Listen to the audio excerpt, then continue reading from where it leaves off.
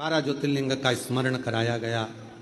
भगवान तुमरुका जी चंचुला देवी से कहते हैं, चंचुला, प्रथम सोमनाथ जी का वर्णन किया गया। चंद्र को काया का रोग हुआ, उस रोग से बाबा ने मुक्त किया। मल्लिकार्जुन के रूप में श्री शैलम में भगवान शंकर, भगवान और माता पार्वती जी ने षडानंद कार्तिकेय को दर्शन दिया।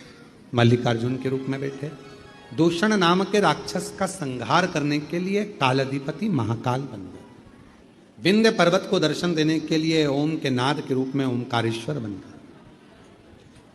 नर नारायण को दर्शन दिया, केदारेश्वर बने। कुंभकर्ण की पत्नी करकटी के पुत्र भीम का संहार कर कर भीमा शंकर बन गए।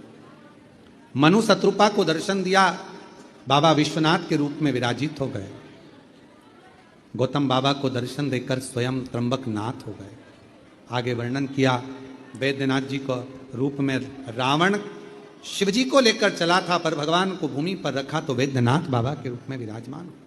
दारुक नाम के राक्षस का संहार करा नागेश्वर हो। राम भगवान श्री राम जी ने अपने पूरे 14 वर्ष के वन काल में भगवान शिव का प्रतिदिन अभिषेक पूजन किया, पार्थिव निर्माण करा, भगवान रामेश्वर के रूप में विराजमान हो गए। और सुधर्म नाम के ब्राह्मण की पत्नी घूष्मा के बेटे को भगवान शिव जीवित कर देते हैं तो कृष्णेश्वर नाथ के रूप में विराजमान हो जाते हैं। तुमरुका जी कहते हैं, चंचुला, ये पवित्र शिव महापुराण की कथा, गर्भस्थ कोई बच्चा भी अगर चला जाता है, गर्भ में 2 महीने से लेकर 9 महीने तक का भी अगर कोई बच्चा शांत हो जाता है, जो नारी जो पुरुष इस पवित्र कथा को श्रवण करते हैं, उसके गर्भस्थ जीव भी मुक्त हो जाते हैं, जिनको आहूत कहा गया।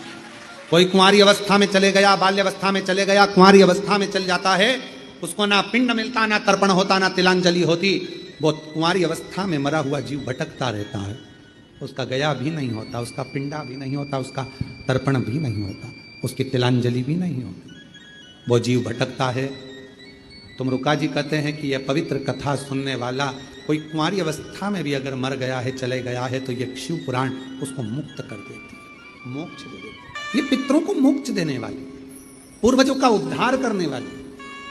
चंचुला, तेरा पति बिंदुक कथा को श्रवण कर प्रेत योनि से छूट गया।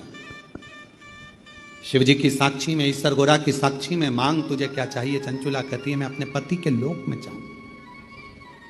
अखंड सौभाग्य धारण करा चंचुला ने, पुनः पति लोक में चली गई। कोई वेधव्य नारी भी अगर शिव महापुराण की कथा सुनती है तो अगला जन्म पाकर कभी वेधव्य होकर नहीं, अखंड सौभाग्यवती होकर जाए।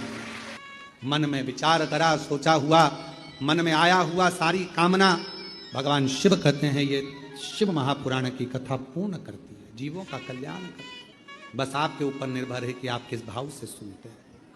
चंचुला देवी पति लोक हो गई। भगवान देवादिदेव महादेव से तुमरुका जी ने हाथ जोड़ विनय करा, बाबा आप वचन दीजिए, वर दीजिए। शंकर भगवान कहते हैं, जब घोर कलयुग आएगा, कलिकाल में लोग बीमारियों से ग्रसित हो जाएंगे, दुख से परेशान हो जाएंगे। कोई परिवार, कोई नाते, कोई तन, कोई मन, कोई धन से दुखी होगा।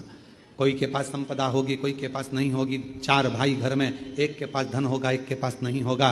परिवार में क्लेश होगा, कहीं तकलीफें आएंगी, बहुत कष्ट रहेगा।